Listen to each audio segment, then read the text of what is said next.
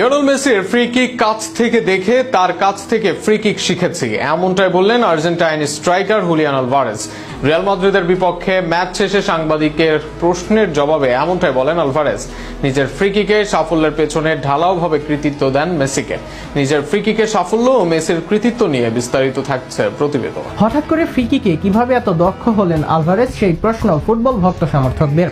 সেই প্রশ্ন ফুটবল সমর্থকদের মতো এসেছে সাংবাদিকদের কাছ থেকেই। রিয়াল মাদ্রিদের বিপক্ষে ম্যাচ শেষে সাংবাদিকদের মুখোমুখি হন হুলিয়ান আলভারেজ, আর সেখানেই তাকে প্রশ্ন কিভাবে ফ্রি কিকে এত ভালো হলেন তিনি।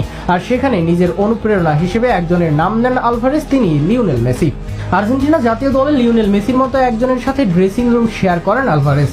যেই মেসি ফুটবল ইতিহাসের দ্বিতীয় সর্বোচ্চ গোলদাতা, সর্বোচ্চ অ্যাসিস্টকারী ও সর্বোচ্চ ড্রিবলিংকারী। এত কিছুর পরেও আরও একদিকে মেসি আছেন সেরাদের কাতারে।